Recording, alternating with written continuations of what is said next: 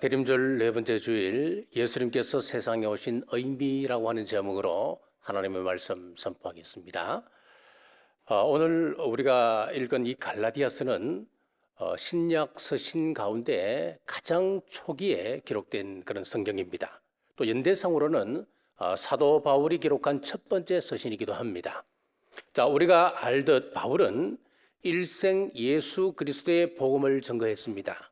수많은 서신서 가운데 복음의 기본적인 내용이 가장 잘 반영된 내용이 바로 오늘 갈라디아서이기도 합니다. 특히 오늘 본문에서는 복음의 핵심 메시지가 숨겨져 있는데 예수님께서 왜 오셨고 또 어떻게 오셨으며 무슨 일을 이루기 위해서 오셨는지 증거하고 있습니다. 다시 말해서 성탄 사건의 뚜렷한 내용이 오늘 본문 속에 담겨져 있다. 그렇게 말씀드립니다.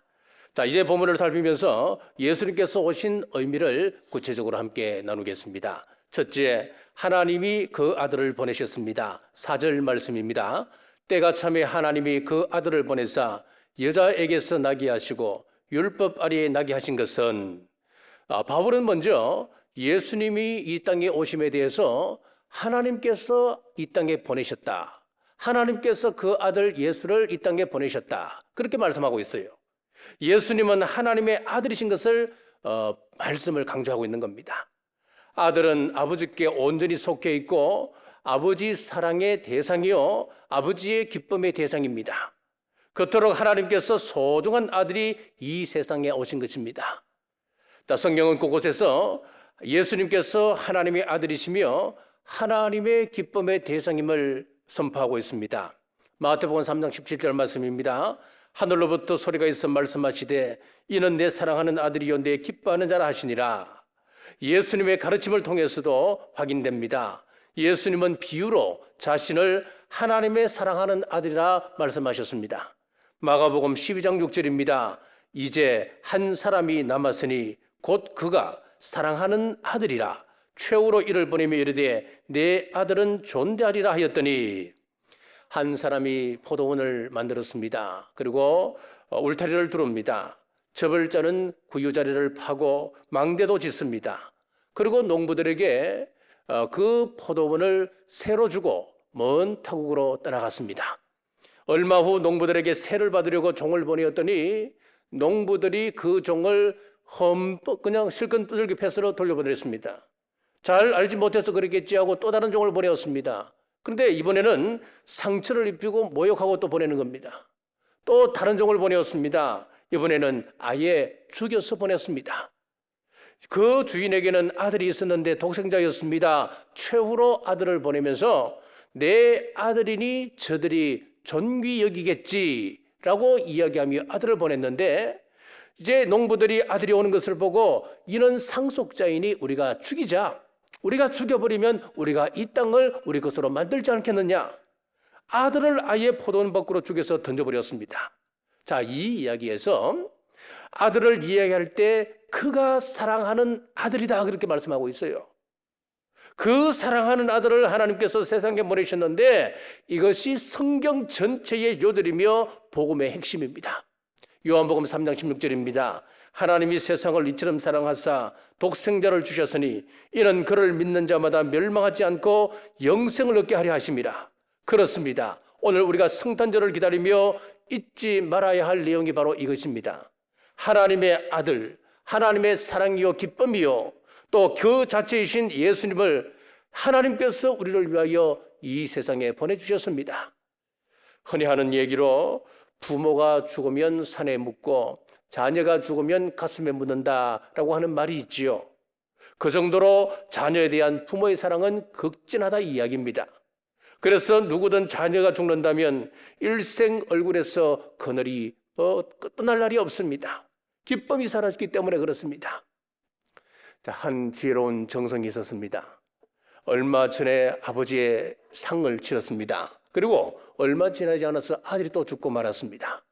아들의 초상을 다 치르고 난 다음에 왕이 정성에게 물었습니다. 아들이 죽었을 때가 더 슬펐습니까? 아니면 아버지가 돌아가셨을 때가 더 슬펐습니까? 그랬더니 이 지혜로운 정성이 하는 이야기가 누가 죽었을 때가 더 슬펐는지 그건 말할 수가 없습니다. 알지 못하겠습니다. 하지만 이렇게는 말할 수 있습니다. 라고 했습니다. 무슨 이야기냐면은 아버지가 돌아가셨을 때는 눈앞이 침침해지도록 눈물로 꽉 끼어 있었습니다만은 자식이 죽었을 때는 아예 앞이 보이지 않았습니다. 무슨 이야기겠습니까? 그만큼 자식이 소중하게 여김을 받는다 이야기입니다. 부모에 대한 사랑보다 자식 사랑이 더 극진함을 우리에게 가르쳐주는 이야기 아니겠습니까? 인간의 마음이 이렇듯 우리 하나님의 마음도 그렇습니다. 하나뿐인 독생자는 하나님의 큰 사랑의 대상이었습니다. 그 아들을 세상에 보내신 것입니다. 독생자를 희생시킬 만큼 우리를 사랑하셨습니다. 이것이 바로 예수님께서 이 땅에 오신 첫 번째 의미입니다. 자, 둘째, 여자에게서 나셨습니다. 4절 말씀입니다. 때가 참에 하나님이 그 아들을 보내사 여자에게서 나게 하시고 율법 아래에 나게 하신 것은, 여러분, 하나님, 예수님은 하나님 그 자체이십니다. 그런데 여자에게서 나게 하셨다 그랬습니다. 여기서 에게서라고 번역된 헬라어 원문을 보면 에크라고 하는 단어를 쓰는데 뭐뭐에게로부터 뭐뭐 때문에 뭐뭐에 의하여 그런 뜻을 가지고 있어요. 그러니까 여자에게서 나셨다고 하는 것은 사람이 어머니를 통하여서 이 땅에 오는 것처럼 예수님께서도 그렇게 이 세상에 오셨다, 그 이야기를 하고 싶은 거예요. 우리와 똑같은 출생을 경험하셨을 뿐만 아니라 우리와 똑같은 존재가 되셨다, 참 사람이 되셨다라고 하는 것을 우리에게 가르쳐 줍니다. 예수님께서 여자에게 탄생하신 이유는 창세기 3장 15절 말씀 때문입니다. 창세기 3장 15절에 보면은 여자의 후손으로 메시아가 탄생할 것을 말씀하고 있습니다. 내가 너로 여자와 원수가 되게 하고 내 후손 또 여자의 후손과 원수가 되게 하리니 여자의 후손은 내 머리를 상하게 할 것이요 너는 그의 발꿈치를 상하게 할 것이니라 하시고, 그러면 어째서 메시아이신 예수님께서 여자의 후손을 통하여 이 땅에 오셔야만 했습니까? 우리 인간은 조상 아담과 하와의 범죄 이후로 저주 아래 있게 되었습니다. 이 저주에서 벗어나려고 온갖 시도를 다 했습니다마는 불가능했습니다. 과학으로도 불가능합니다. 우리의 지식으로 우리가 닦는 돌하든지 이런 것들로는 불가능하다는 거예요. 인간은 도저히 마귀를 이길 수가 없었습니다. 그래서 하나님으로 계신 우리 예수님께서 이 땅에 오셨습니다. 자, 만약 예수님께서 여자의 몸을 통하여 오시지 않고 다른 종교의처럼 신이, 즉 우리 기독교로 이야기하면 하나님이 직접 마귀를 이기신다면 그것은 하나님의 승리이지, 즉 신의 승리이지 우리 인간의 승리는 아닌 것입니다. 바로 이 때문에 예수님께서는 사람이 되심으로 사람으로서 마귀 권세를 깨뜨리시고자 했습니다. 실제로 마귀 권세를 이기셨고 우리에게도 승리를 주셨습니다. 완전한 사람으로 오신 방법을 보십시오. 사내를 알지 못하는 동정녀 마리아에게 성령님으로 잉태케 하심으로 예수님의 피에 인간의 원죄가 섞이지 않도록 하셨습니다. 이렇게 해서 죄 없으신 예수님께서 우리를 대신하여 십자가에 못 박혀 돌아가심으로 우리의 모든 죄를 용서받을 수가 있었습니다. 이와 같은 놀라운 구속의 역사를 감당하시기 위해서 예수님께서는 우리와 똑같은 인간으로 이 땅에 오셨습니다. 이와 관련해 예수님에 대해 마태복음 1장 1절에서는 뭐라고 기록하고 있습니까? 아브라함과 다윗의 자손 예수 그리스도의 계보라. 예수님께서 아브라함과 다윗 자손이라고 기록하면서 사람의 자손으로 탄생하셨다고 하는 것을 가르쳐주고 있습니다. 또 요한복음 1장 14절에 보면 말씀이 육신이 되었다 했습니다. 말씀이 육신이 되어 우리 가운데 거하심에 우리가 그의 영광을 보니 아버지의 독생자의 영광이요 은혜와 진리가 충만하더라. 천지 만물을 창조하신 전능하신 하나님, 말씀 그 자체이신 하나님이 육신을 가진 사람이 되셨다라고 기록하고 있습니다. 자, 기독교 역사상 중요한 회의들이 참 많이 있었습니다. 그 가운데 451년도에 칼케톤 회의라고 하는 것이 있습니다. 이 칼케톤 회의가 참 중요한 회의인데 여기서 결정된 사항이 어떤 사항이었냐면은 우리 예수님은 신인과 동시에 참 사람이다 라고 하는 것을 확증하고 고백하게 되었습니다. 자, 그 내용을 읽어드리겠습니다. 우리 주 예수 그리스도를 한 분이시고 같은 성자이심을 고백하도록 가르친다. 바로 그분께서는 참으로 하나님이시고 이성적 영혼과 육체로 이루어진 참으로 인간이시다. 같은 분이 신성에 따라서는 성부와 본질이 같으시고 인성에 따라서는 우리와 본질이 같으시며 죄 말고는 모든 면에서 우리와 똑같으시다. 같은 분이 한편으로는 신성에 따라 영원전의 아버지에게서 나시고 다른 한편으로는 인성에 따라 마지막 날에 우리를 위해 우리의 구원을 위해 동정녀 마리아에게서 태어나셨다. 자, 본래 하나님의 아들이신 예수님께서 우리를 구원하시기 위해서 동정녀 마리아를 통해서 사람이 되신 것입니다. 자, 우리가 대림절을 보내고 있습니다. 이 하나님의 사랑, 이 예수님의 극진한 그 사랑을 기억하고 찬양하는 우리 모두 되시길 주님의 이름으로 축복합니다. 셋째, 우리로 아들 명분을 얻게 하시려 오셨습니다. 5절 말씀입니다. 율법 아래 있는 자들을 속량하시고 우리로 아들의 명분을 얻게 하려 하심이라. 사람으로 오신 예수님께서 마귀 권세를 이기셨습니다. 그리고 우리로 그 승리에 동참케 하기 위하여서 우리로 장자의 명분을 주셨다. 아들의 명분을 주셨다라고 했습니다. 여기서 아들의 명분이라고 하는 것은 휘오테시아라고 하는 단어인데 아들 그 자체를 이야기하는 것이 아닙니다. 아들이 아니고 아들과 같이 되었다, 양자가 되었다, 그런 의미예요. 양자는 본래 아들은 아니지만은 양자로 입적하면 친아들과 같이 됩니다. 똑같은 권리를 누립니다. 부모님의 모든 재산을 똑같이 상속받을 수가 있습니다. 상속자가 되는 것입니다. 고대 로마 사회에서는 그 아버지의 권한이 굉장히 컸습니다. 이것을 로마가 법적으로 그렇게 정해놓고 있었기 때문에 막강한 권한을 아버지가 가지고 있었습니다. 그리고 어떤 가정이든지 아들이 없어서 가족의 계보가 끊어지는 것은 있을 수가 없는 일이었습니다. 그래서 아들이 없는 집안에서는 양자를 데렸습니다. 양자로 들어가면 영구적으로 아들의 명분을 얻게 됩니다.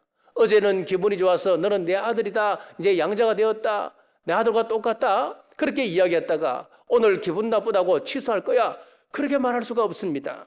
한 번 아들이 되면 영원히 아들이 되는 겁니다. 양자가 되는 순간 새로운 가족관계가 형성되고 법적으로 모든 것을 보호받을 수가 있습니다. 자, 이렇게 양자가 된 당사자는 옛날 가족관계로부터 완전히 떨어져 나와야 합니다. 마음은 아직도 옛날 가문에 그대로 머물러 있고 법적으로만 새롭게 입적되었다, 있을 수가 없는 겁니다. 예전의 집을 기억해서 완전히 지워야 하는 것입니다. 마찬가지로 우리 예수님을 영접한 이후에 죄 짓는 옛사람에서는 벗어나고 그리스도 안에서 하나님을 향하여 새롭게 사는 사람으로 우리는 태어난 것입니다. 이렇게 우리가 하나님의 자녀가 되면 천국을 상속하게 되는 것입니다. 이것이 예수님을 통해 우리로 하나님의 아들의 명분을 얻게 하신 궁극적인 이유입니다. 자, 구약 성경에서 이 야곱이라고 하는 인물을 우리가 살펴보면은 참으로 보잘것없는 사람입니다. 하지만 그런 사람이 우리 하나님 앞에서 복받는 사람이 되었습니다. 하나님의 구원을 받는 사람, 하나님의 구원 백성의 대표자가 되는 이 사람이 되었습니다. 어떻게 이게 가능하겠습니까? 어떻게 보면 우리 보통 사람들보다 훨씬 못한 사람이 야곱이었습니다만은 그가 어떻게 하나님의 구원받은 백성의 대표가 될 수 있었겠습니까? 창세기 27장 11절에서 24절까지 읽어보시면은 그가 어떻게 아브라함과 이삭의 대통을 잇는 믿음의 조상 구원 백성의 조상이 되었는지를 우리에게 가르쳐 줍니다. 제가 받들겠습니다. 야곱이 그 어머니 리브가에게 이르되 내 형 에서는 털이 많은 사람이요 나는 매끈매끈한 사람인즉 아버지께서 나를 만지실진데 내가 아버지의 눈에 속이는 자로 보일지라 복은 고사하고 저주를 받을까 하나이다. 리브가가 집안 자기에게 있는 그의 맏아들 에서의 좋은 의복을 가져다가 그의 작은 아들 야곱에게 입히고 또 염소 새끼의 가죽을 그의 손과 목에 매끈매끈한 곳에 입히고 자기가 만든 별미와 떡을 자기 아들 야곱의 손에 주니 야곱이 아버지에게 나아가서 내 아버지여 하고 부르니 이르되 내가 여기 있노라. 내 아들아 내가 누구냐? 야곱이 아버지에게 대답하되 나는 아버지의 맏아들 에스로소이다. 자, 여기 보면은 우리가 이 야곱을 생각할 때 참 야곱은 약속 빠르고 인격적으로 덜 돼먹은 사람이다 생각하는 이유가 여기 있잖아요. 그런데 여기서 11절과 12절을 보시면은 아버지 이삭이 축복을 하는 자리에 야곱이 들어가는 것을 굉장히 두려워했습니다.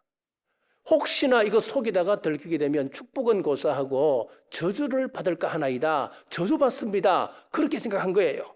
두려워했습니다. 야곱은 장자가 아니고 차자였습니다. 그렇기 때문에 장자의 복을 구하기에 합당치 않은 사람이었습니다. 그런 그가 아버지의 축복을 받게 된 이유가 있습니다. 그의 어머니가 염소털로 그의 매끈매끈한 목덜미도 염소털로 가려워 주었습니다. 손도 가려워 주었습니다. 손목도 팔목도 전부 다 염소털로 가려워 주었습니다. 그리고 염소를 잡아서 별미로 아버지에게 대접을 하도록 했습니다. 자, 여기서 이 염소는 우리를 위하여 대신 돌아가신 예수 그리스도를 예표하고 있습니다. 참 기가 막힌 이야기죠. 예수님으로 자기를 덮은 야곱은 야, 네가 누구냐? 아버지 이삭의 물음에 아버지의 맏아들 에스로소이다, 에서입니다 라고 대담하게 이야기할 수 있었습니다.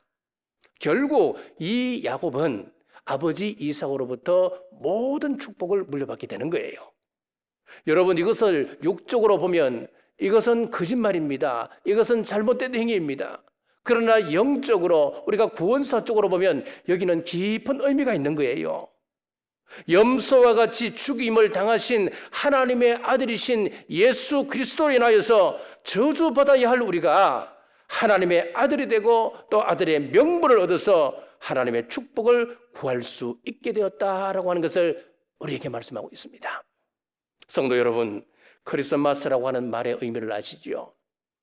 크리스마스라고 하는 것은 영어로 크라이스트, 그리고 마스, 이 마스라고 하는 것은 예배, 경배 그런 뜻을 가지고 있습니다. 그러니까 크리스마스라고 하는 것은 그리스도께 경배 그런 의미지요. 그렇습니다. 예수님을 기다리는 사람들은 예수님을 보고 예수님을 경배했습니다. 들판의 목자들, 동방박사들이 그랬습니다. 성전에서 시몬과 안나가 그렇게 했습니다. 그들은 예수님께서 어떤 분이시고 어떤 일을 하실 줄 알고 있었습니다. 이를 알고 경배하는 그 사람이 복된 사람입니다. 그래서 우리도 이 시간 예수님을 경배하고 있습니다. 사랑하는 여러분, 우리 주님 오심을 기다리는 대림절을 보내며 우리를 구원하러 오신 예수님을 정확하게 알고 예수님을 나의 구주로 시인하는 우리 모든 성도들 되시길 주님의 이름으로 축복합니다. 말씀을 맺겠습니다. 예수님께서 이 땅에 오신 의미가 무엇입니까? 첫째는 하나님이 그 아들을 보내심으로 세상에 오신 것입니다. 즉 하나님의 아들이 세상에 오셨다고 하는 뜻입니다. 둘째는 아들에게서 여자에게서 나셨다 했습니다. 이것은 하나님이신 예수님, 하나님의 아들이신 예수님이 우리와 같은 사람이 되셨다고 하는 것을 말씀합니다. 세 번째는 우리에게 아들의 명분을 얻게 하고자 예수님이 세상에 오셨다 했습니다. 사람으로 오셔서 마귀 권세를 깨뜨리시고 우리에게 양자의 명분을 주셔서 그 승리에 동참케 해주셨습니다. 우리를 위해 하나님의 아들이신 예수님께서 오셔서 행하신 일들을 기억하십시오. 그리고 그 은혜로운 일, 복된 일을 이루신 우리 예수님께 기쁨으로 경배하는 우리 남북의 모든 성도들 되시길 주님의 이름으로 축복합니다. 기도하겠습니다. 자비로우신 하나님, 대림절을 지키며 예수님께서 세상에 오신 의미를 나누게 하심을 감사합니다. 하나님이 가장 사랑하신 그 아들을 세상에 보내셨을 만큼 우리를 존귀한 자로 여기셨습니다. 여자에게서 나셨다고 하는 것은 하나님의 아들이신 예수님이 우리와 같은 사람이 되셨음을 의미합니다. 어떻게 하늘 보좌를 버리시고 이렇게까지 우리를 사랑하시는지 감격합니다. 이 모든 것이 아들의 명분을 얻게 하고자 함입니다. 세상에 속한 사람이 아니라 이제는 하늘에 속한 자로 양자되게 하셨습니다. 구원받은 자가 되게 하셨습니다. 그 사랑에 감격하며 온 마음을 다해 성탄을 기다리며 준비하게 하옵소서. 다시 오실 예수님 이름으로 간절히 기도드리옵나이다. 아멘.